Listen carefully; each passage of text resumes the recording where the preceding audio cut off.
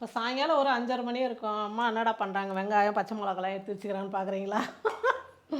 எப்போவுமே செய்கிறது தான். பிரியாவும் மாப்பிள்ளைங்க வந்திருக்காங்க. நீங்களே பிரியா வீடியோவில் பார்ப்பீங்க, பூந்தியெல்லாம் வீடியோ எடுத்து போட்டிருக்கோம். அவர் மாப்பிள்ளை வந்து 3 நாள் ஆச்சு டியூட்டிக்கு போயிட்டு, அவருக்கு லீவ் இல்லைன்னு சொல்லிட்டு ஸ்டேஷன்லேயே இருந்ததுனால பிரியா நம்ம வீட்டில் தான் இருக்குது. சரி இப்போ தான் வந்தார் அவர் மதியம் தான்.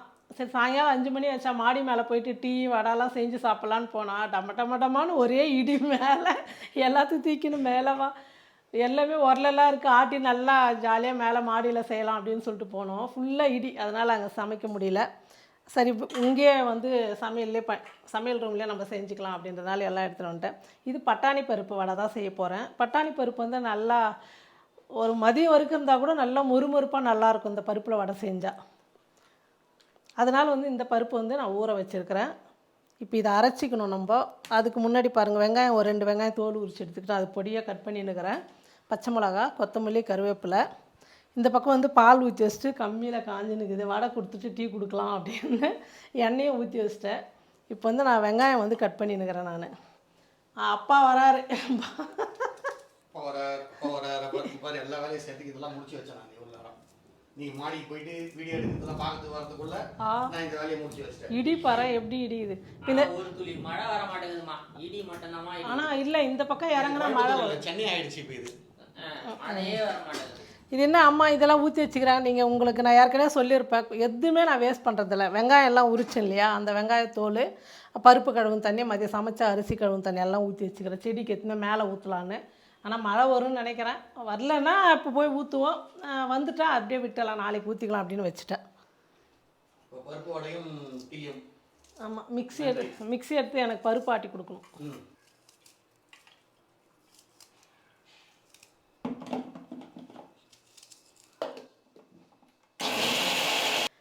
இன்னும் கொஞ்சம் பருப்பாக இருக்கணும் இந்த பருப்பு. கொஞ்சம் கடலப்பருப்பு மாதிரி அரைச்சிட்டாரு. 2 சுற்று சுற்றிட்டு என்கிட்ட காட்டு, நான் பார்த்துட்டு. ரொம்ப நைஸாக இருந்தால் பருப்பெல்லாம் அரைச்சிட்டு அதுக்கப்புறம் கடைசியாக அரைக்கும் போது கொஞ்சம் சோம்பு ஒரு 1/2 டீஸ்பூனு, ஒரு 10 பல்லு பூண்டு சேர்த்து அரைச்சிக்கலாம். பட்டாணி பருப்பு வடை செய்யும் போது இந்த பூண்டு கடலப்பருப்புக்கும் போடுவோம். ஆனால் இதுக்கு வந்து பூண்டு சோம்பெல்லாம் போடும்போது நல்லா வாசனையாக நல்லாயிருக்கும். ஏன்னா பட்டாணி பருப்பு வந்து கொஞ்சம் மண் மாதிரி இருக்குன்னு சொல்லுவாங்க. அதனால் இதெல்லாம் போட்டு செய்யும் போது நல்லா வாசனையாக நல்லா மொறுமொறுப்பாக நல்லாயிருக்கும். பால் காஞ்சிச்சு, டீ தூள் போட்டுக்கலாம்.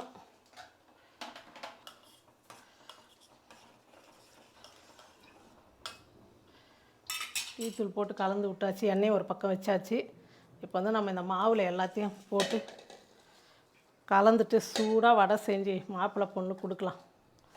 மாப்பிள்ளை பொண்ணு எல்லாம் வந்ததுக்கப்புறமும் பாருங்கள் எங்கள் வீட்டில் இவ்வளோ தான். ஏன்னா வடை எப்போவுமே சூடாக வந்து ஆளுக்கு ஒரு 3 4 அப்படி சாப்பிடுவோம், அவ்வளோதான். அதுக்கப்புறம் சாப்பிட்னா கொஞ்சம் கஷ்டம், ஆறிட்டா. அதனால் கொஞ்சம் கம்மியாக தான் நான் எப்போவுமே செய்வேன். இப்போ வெங்காயம் வந்து ஒரு 1.5 வெங்காயம், 2 வெங்காயம் போட்டால் இந்த பருப்புக்கு அதிகமாகிடுன்னு பாதி வெங்காயம் எடுத்து வச்சிட்டேன். பொடியாக கட் பண்ண இந்த வெங்காயம் வந்து சேர்த்துக்கலாம். கொத்தமல்லி, கருவேப்பிலை, இப்போ பச்சை மிளகா வந்து சின்னதாக கட் பண்ணிக்கிறேன். நம்ம கத்தியில் வெட்டினாலும் பொடியாக வரும், அதுக்கு கட்டை வேணும் அப்படின்றதுனால நான் ஈஸியாக கத்திரிலேயே கட் பண்ணிடுறேன். நான் வந்து பச்சை மிளகா இங்கே ஒரு 6 எடுத்து வச்சேன். ஒரு 4 பச்சை மிளகா இருந்தால் போதும். இந்த பச்சை மிளகா பார்த்திங்கன்னா ரொம்ப குட்டி குட்டியாக இருக்கு பாருங்கள், மெலிசா.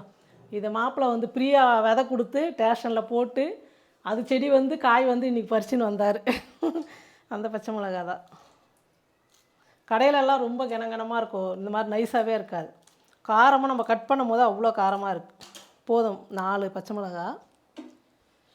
இந்த பச்சை மிளகா இதில் சேர்த்துக்கலாம். தேவையான அளவுக்கு வந்து கரெக்டாக உப்பு சேர்த்துக்கலாம். கொஞ்சமாக வந்து சோடா உப்பு. இது எதுக்குன்னு பார்த்தீங்கன்னா பட்டாணி பருப்பு இல்லை, அதனால் கொஞ்சம் மொறுமொறுப்பாகவும் இருக்கணும், கொஞ்சம் நல்லா சாஃப்டாகவும் மெதுவாகவும் இருக்கணும். இந்த மாதிரி கட்டியாக இருக்கணும். நம்ம தண்ணியெல்லாம் சுத்தமாக வடிகட்டிட்டு அதுக்கப்புறம் தான் வந்து இந்த பட்டாணி பருப்பு மட்டும் அரைக்கணும். பட்டாணி பருப்பில் கொஞ்சம் தண்ணி அதிகமாகிட்டால் கூட வடை வந்து வராது, எண்ணெய் குடிச்சிடும். எல்லாம் நல்லா பிசைஞ்சிட்டோம். இப்போ இந்த தட்டில் வந்து இந்த மாதிரி சின்ன உருண்டையாக பண்ணி வச்சுக்கோ. அப்போ தான் ரொம்ப ஈஸியாக இருக்கும். எண்ணெய் ஒரு பக்கம் காஞ்சி நிற்குது,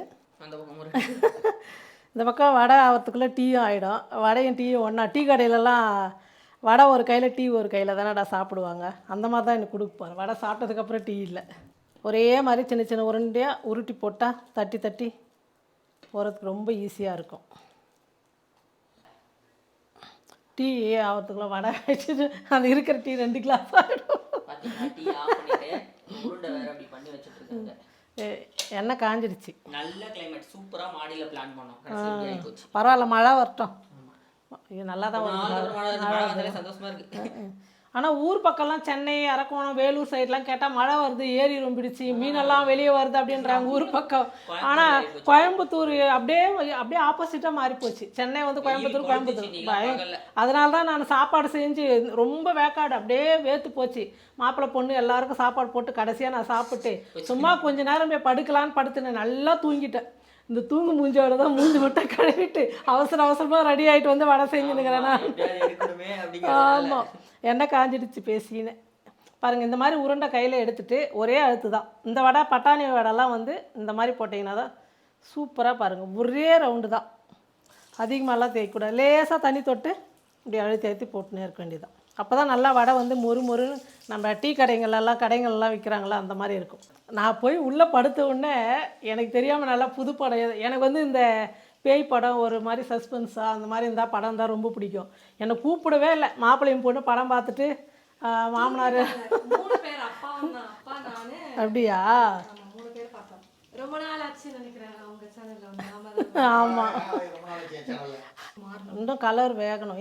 இது வந்து நல்லா கலர் மாதிரி வரணும். அப்போ தான் வந்து பருப்பு வந்து வேகும். அதுவும் நம்ம மொத்தமாக போட்டுருந்தோம், உள்ளெல்லாம் வேக லேட் ஆகும்.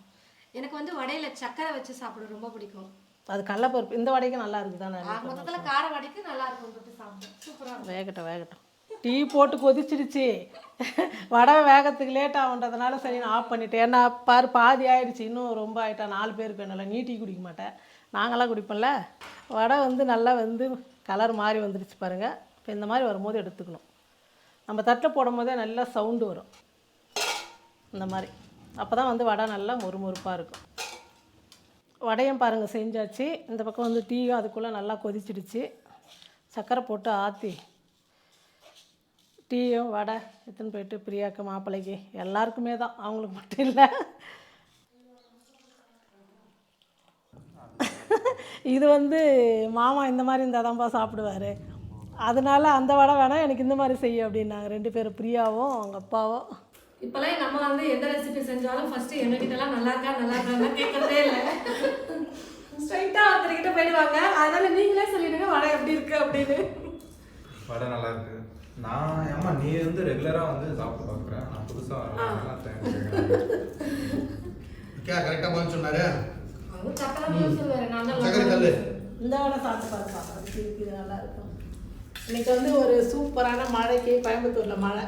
மாடி மாதம் சமைக்கிறதை விட்டுட்டு இங்கே சமைச்சிட்டு மழை வந்ததுனால பட்டாணி பருப்பில் வந்து வடையும் டீ வச்சு இன்றைக்கி சாயங்காலம் வந்து ஒரு சிம்பிளான வடை முடிச்சிட்டோம்.